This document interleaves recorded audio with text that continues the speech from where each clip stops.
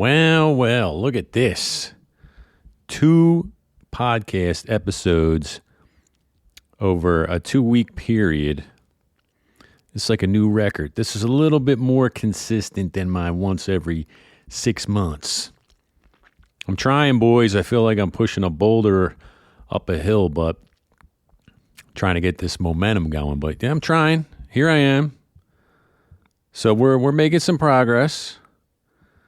It's tough though. I feel like Rocky Balboa during his training montage, and not the good one with the hyped up music, but the first montage when he first starts working out, and he's jogging and he can't make it up the art museum steps, and he's got a cramp in his side, and you have the sad music playing, and he's stopping by the pet shop and Adrian's not laughing at his jokes.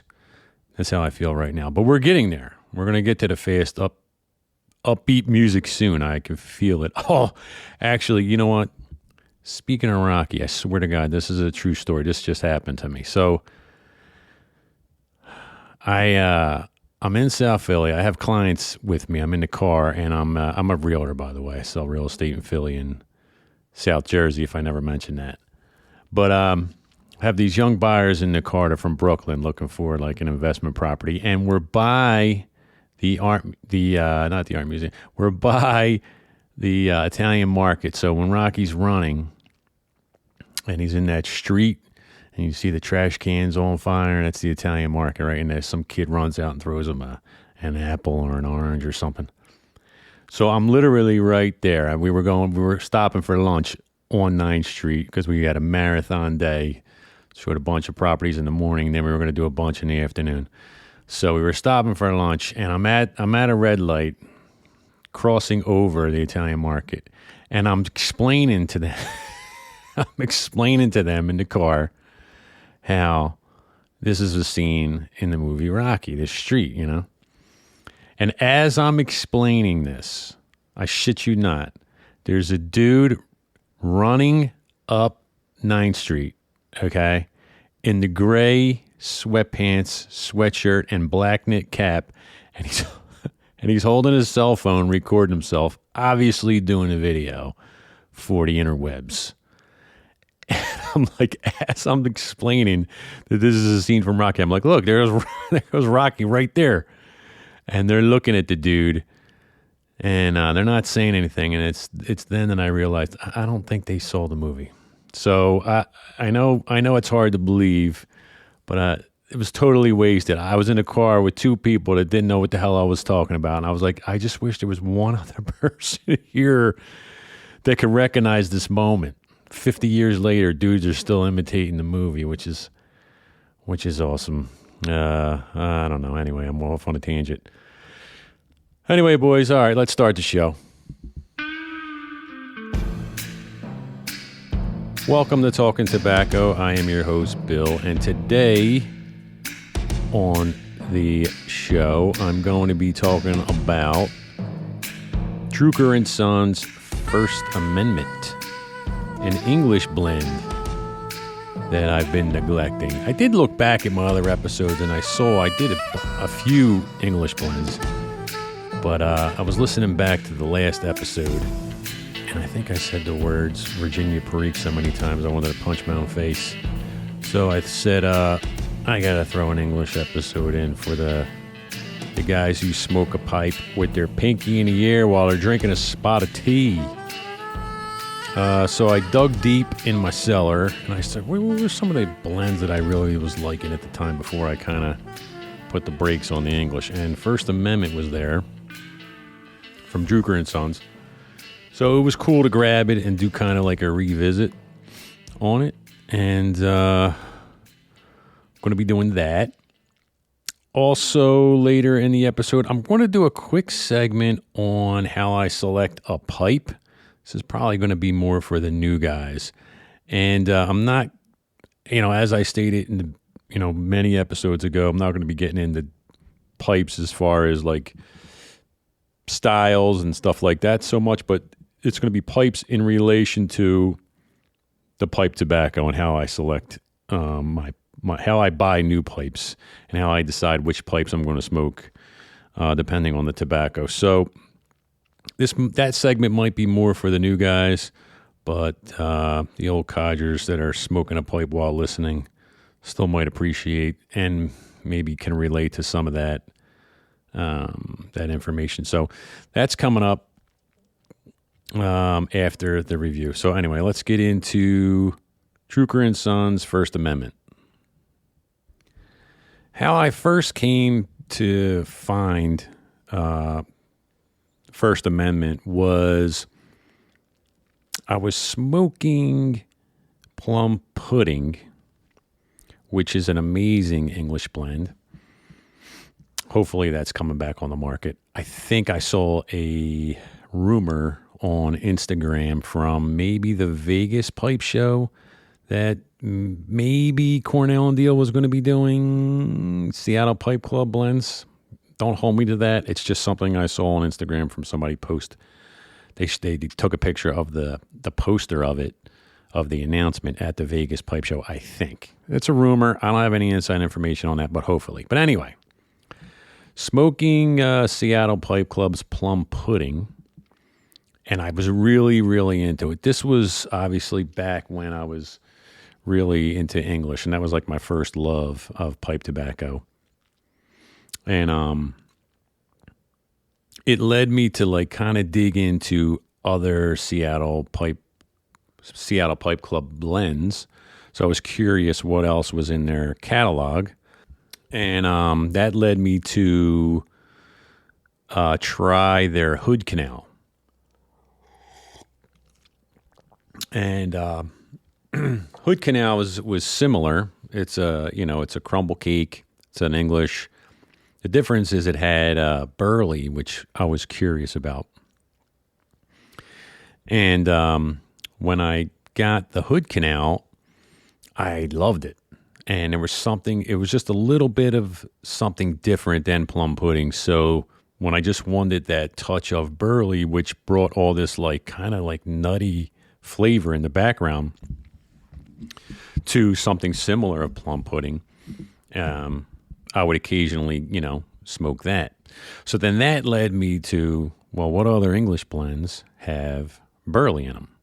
Lo and behold, as you can guess, doing my searches on smoking pipes, which is a great website. I bring them up a lot, but they make it very easy for you to search, especially if you want to drill down and search, certain components. I really like that about the site. So even if you don't order from there, you could do a ton of research there. So anyway, that's what led me to First Amendment. It's a Virginia Latakia, but it has Perique, Burley, and Black Cavendish, which I would say an English blend, most English blends are Virginia Latakia and Orientals. That seems to be the base. So any variation from that is kind of curious for me anyway. So so it's pretty much the burley that I was interested in when I was thinking about buying this pipe blend. And what I'll do is, so obviously it's an English blend. It's a broken flake. And I'm going to go ahead and give you a little bit of background. I'm just going to read what's on Smoking Pipes for the blend. It talks a little bit about the blenders and Drucquer Sons, and then a little bit of explaining, the description of this particular blend in their catalog. Founded in 1841, Drucquer Sons was a famed London tobacco shop that relocated to Berkeley, California in 1928. The shop was more than just a tobacconist, though. It was a community. It was where some of the greatest tobacco blenders in recent memory, like Carl Ewa, I don't know if I said that right, EHWA, of McClellan, and Gregory Pease of GLPs. They first plunged their hands into fragrant tobacco. The historic shop may be gone, but its rich history and brand of pipe tobaccos continues, reformulated from their original recipes by Gregory Pease and made by Cornell and Deal for the modern smoker. The First Amendment to the Drucquer catalog in 40 years. This blend celebrates the collective right to free expression with an enduring formula of red and bright Virginia tobaccos and fine air-cured leaf, seasoned with Cypriot Latakia and Louisiana Perique, then pressed and aged into cakes and sliced. First Amendment is rich and satisfying with notes of dark chocolate, malty Assam tea, ASSAM, black walnut, hints of deep, earthy sweetness, and a complexity whose nuances are endless of those of our time-tested and essential freedoms. So this is a flake, but it's a broken flake. It almost looks like, and not just in the cut, but kind of like what the tobacco actually looks like. Kind of looks like Chelsea Morning, which is made by GLPs too. So it kind of looks like that. The tin note was pretty much, nothing out of the ordinary. Just kind of smells like Latakia. And the rating on smoking pipes is 3.6. So it's not terribly fantastic. I think if it's over 4, it's pretty much gold, right? But I remember smoking it. So anyway, the tin I have, or the jar I have now, is from 2000. It's from 22. So it's got a few years on it. And smoking it now, it kind of seems a lot more mellow than it did then. Take that for what it's worth. It could be me. It could be because it's got 3 years on it, and maybe the Latakia is mellowing. It's definitely lighter on Latakia, for sure. So it's definitely not like GLP's Quiet Nights or Gaslight or definitely not Westminster, but nothing that's real heavy Latakia. It's actually lighter on the Latakia. The burley's there, and that it does give it that nutty flavor. I didn't get black walnut, but I definitely got some, earthy, nutty flavors. It does have a little bit of cocoa in it, but I would say that at least this tin with this age on it, it's definitely a lighter English. So it's not anything. If you like, Star of the East Flake or Pirate Cake or anything like that, like a Lat Bomb, this isn't it. This is more mellow. This could be a good morning English too. Or it could be a good crossover English if you're into more Virginias and you're trying to get into English. Or if you're just not a huge fan of Latakia. I mean, it's definitely there. You're going to taste it. But it's just it's not overpowering at all. There's these nice, mellow, it's fragrant too. There was a little bit of like floral notes in there. I thought about, this kind of made me think about Bankside. So GLP's Bankside is, it's actually a Virginia blend. And I did an episode on that in the beginning, maybe one of my early episodes. So if you're curious about that, check that out. But I felt like it maybe had the same amount of Latakia as in both blends. But I wasn't sure if that was the case because I'm thinking, well, Bankside's more, it's the family on it is Virginia. So you wouldn't expect as much Latakia as you would an English blend. So I just smoked a bowl. I went back and smoked a bowl of Bankside this morning. And that's actually still really good. I do enjoy that. But First Amendment has more Latakia in it than Bankside.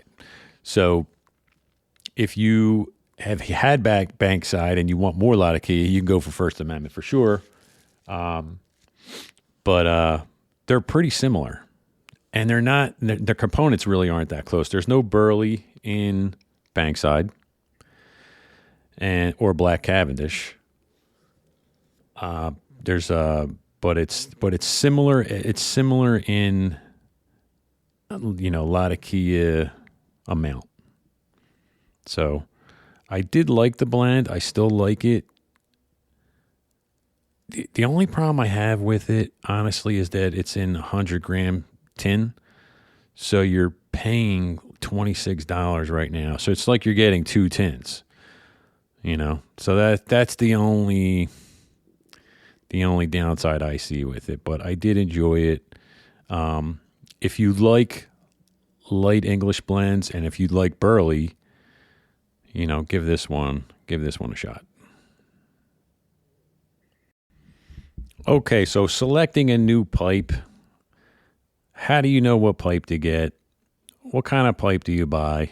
This is going to be for the new guys mostly, but codgers, please hang out if you like, please. First of all, new guys, if you're smoking a pipe and you're just trying it out for the first time, you're just going to get a cob. Just get yourself a corncob pipe for now. And then get yourself... try a couple different families of tobaccos. Try some Virginia, try some English, try some aromatic. You can probably do 1 tin of each, just give you an idea of what you like smoking. But you're going to start off with, I remember when I first started, and I remember thinking, how the hell do I know what pipe to get? What kind of shape do I like? You're so clueless because there's so many options. Obviously, I stand by the rule of get whatever the hell you like. That's rule number 1. So if you don't like anything I say about this, just do what you want to do. As long as you're having a pipe and smoking it, there really are no rules. This is just a little bit of a guide to help you out and save you money and save you time and not make the same mistakes I did. So I would get a cob, which I did in the beginning, and just smoke a couple different types of blends. And it took me a while to even figure out if I liked pipe smoking because I knew I liked the act of it. I found that very intriguing, and I talked about this in, I think, my first episode. That's what kind of got me into the hobby was, the nostalgia of the whole thing. The ceremony of like packing your pipe and lighting it, and that got me into it. It wasn't the flavors because I had some junk tobacco from a tobacconist, a brick and mortar, just gave me some, tobacco shop crap, probably all Cavendish, goopy crap. It wasn't great. And I really didn't know I was going to like pipe tobacco as much as I do until I walked into another brick and mortar and, the tobacconist handed me Dunhill London mixture. And that was like my first premium tobacco that I went home and I tried. And it's the first introduction to like Oriental tobacco. And Latakia, probably good Orientals and Latakia. And I remember just lighting that going, oh my God. And it was like an epiphany moment where I was like, oh, that's just tastes amazing. And that's what kind of got me down the road of getting into English blends and getting me smoking pipes to begin with. Because before that, it was just like, it was almost just comical to me that I was lighting this crappy tobacco and just kind of doing it because something about the pipe did draw me in. Like I said, the nostalgia of it, but it was those flavors of that London mixture just really did it for me. And that's kind of what hooked me in. But that took some trial and error. So then after that, I decided to get a pipe. I think I got like a 7LE Rossi, bent pot. It was like a slightly bent pot. I think it was the 121. Well, the 121 in the 7LE line. In the Rossi, it's like the 820, 121 or something like that. But that had a wider bowl on it, which was perfect for English blends. And over time, I started to realize that bowl size can really affect your smoke. Not so much for Latakia blends. Latakia blends, I feel like you can smoke them in almost anything because they're just so overwhelmingly flavorful that you're going to taste those flavors no matter what. But typically, I would stick to a wider bowl with a lot of Kia blends. But I noticed that when I started getting into Virginia blends, I preferred a narrow bowl. I had one pipe that had a pretty narrow bowl, and then and my Virginia smoked well in that, and that was a 7LE, the 673 KS. That's the matches pipe, but the one I have wasn't, the commemorative one that the Pipe Nook was selling. I just happened to have that exact pipe when they did that whole matches 860 pipe purchase. But so now I'm at the point where when I buy a pipe now, I start my search, and I just use smoking pipes. I start my search by bowl size, and then I go from there. And I put in a bunch of different parameters in there, and I filter out all these other pipes because I go by, that's how I pick my pipes, is by bowl size first. It has to match the dimensions. It's got to be also, I like 9mm filter pipes, so it's got to be a 9mm. And then I go from there, and then I see what style I like. I do prefer more of a straight pipe now than a bent pipe. I have both.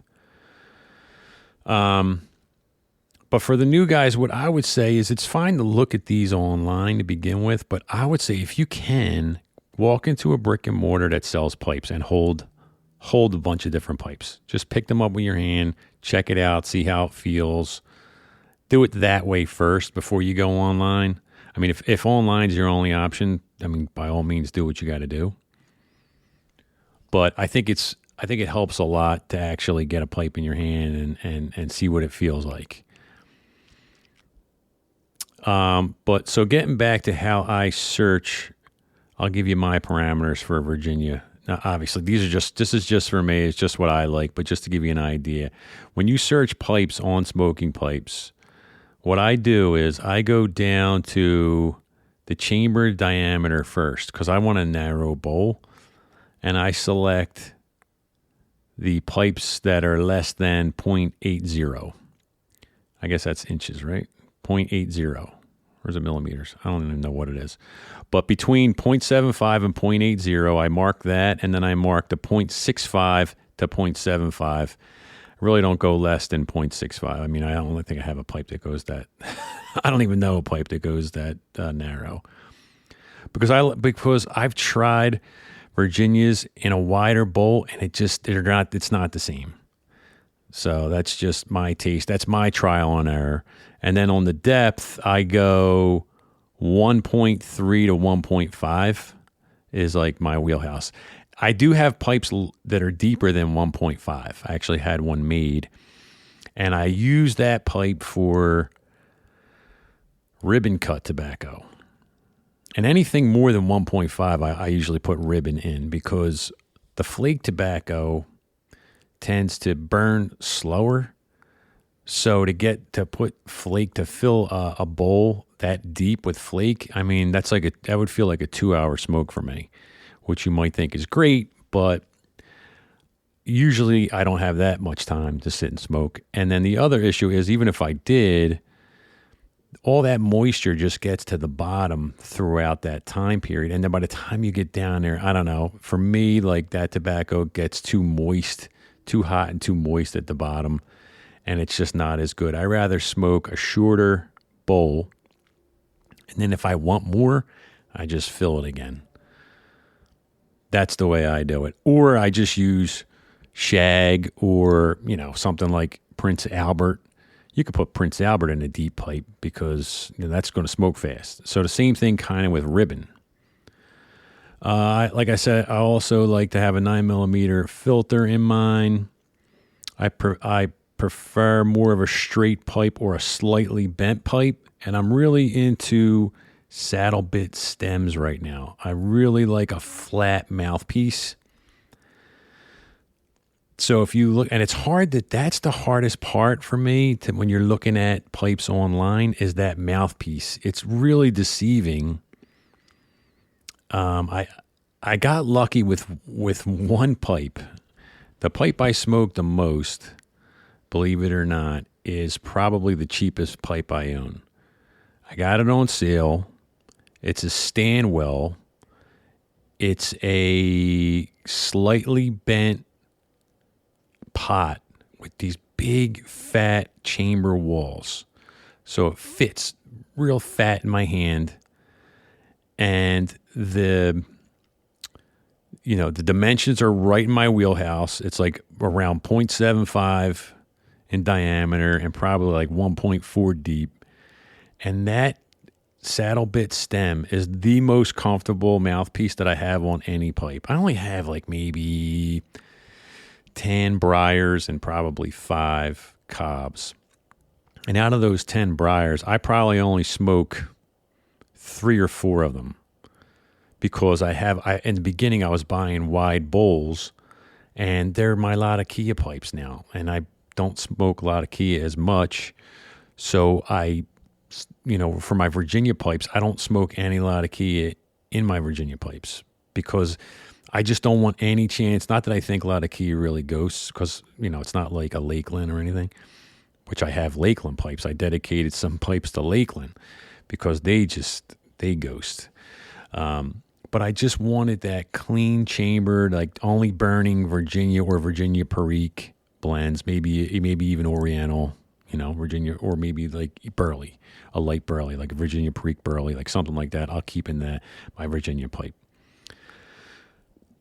But the mouthpiece on this Stanwell is so thin. So, when I clench it, it's super thin, but it's also ridiculously wide. It's like as wide as my thumb. And I don't have all my other mouthpieces on all my other pipes are pretty narrow as far as the width goes. Even if they're flat, they're not as flat as this Stanwell, but they're definitely not as narrow. And I have to start walking in more brick and mortars and looking at pipes and holding pipes because I can't find, none of my 7Ls have that kind of mouthpiece. Well, there is one. There is one, but it's got a wide bowl on it. So I keep that for Latakia. But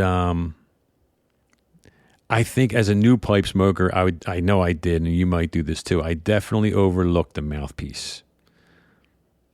The mouthpiece is not as important if you're not a clincher. If you're holding your pipe at all times, the mouthpiece is less important. I'm not saying it's not important, but it's less important than it is if you like to clinch. There's times where I like to light my pipe and I have something to do with my hands. I like to let it go. I like to clinch a little bit. I do both, but I want the ability to clinch. And I have a couple pipes that just suck, and I have rubber bits for them, but now you're biting down on a piece of rubber. It's just not, I like to bareback it, guys, okay? So I don't like any rubber piece on there.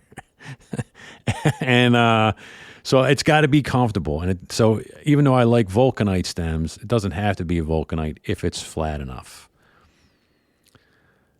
So I would say for the new guys, test the cobs and then walk into brick and mortars and try to hold some pipes and see what you like. And if you're a Virginia smoker, just test it out. Well, if you're a Virginia smoker, test out the cob for sure, because cobs usually have narrow chambers anyway. But if you're an English smoker, I feel like chamber, I wouldn't get too hung up on chamber size if I was an English smoker, because the flavors just power through anything. Although I do think they smoke better in a wider pipe. All right, guys, I hope that made some sense. I kind of feel like I was rambling a little bit. This coffee I got, it's got me on a little bit of a tear. So I do have a couple of comments in my feedback form. I'm not sure when these exactly came in. There's no dates on them, so I apologize if these have been sitting here for a while. But the first feedback I got is from John P. He says, "Man, just discovered your show. This is great content. Looking forward to more shows." I appreciate that, John. This one is from Matt. "I just found your podcast. I'm the same age and started smoking a pipe around the same time. Lately, I've been in the Haunted Bookshop and Old Joe Krantz. I started with Virginia and Vapors, but now I'm really into Burley. I'm extremely happy I found your show. I love it. Thanks, Matt. Thanks, Matt. I appreciate that. It's cool to hear that because I really feel like I'm winging it, which I am. And sometimes when I'm, editing this thing a little bit, which I don't do a ton of editing, but I like to go over it once and try to like get out the silences and coughing and stuff like that. I feel like, oh my God, who's listening to this thing? But I appreciate it. It does help me. It is cool to get feedback because it makes you want to do more. And, this doing podcasts is tough because there's no instant feedback. You kind of put it out there and you don't know who's listening or what's going on with it. If you post something on social, you get comments right underneath. And although you can comment underneath, like my Spotify for the podcast, it just feels like there's way delays. You forget about it. And so anyway, it's cool to get some feedback. I will leave the feedback form in the comments of the show note. In the show notes. You can write anything you want. If you have a question or if you want me to cover something or, you just want to say anything, go ahead and use the form. And I do check that. And I will get better at checking that more often. So anyway, thanks, guys. I appreciate it. I am on Instagram, Talkin Tobacco. If you want to say hello. And hopefully catch you soon. Take care.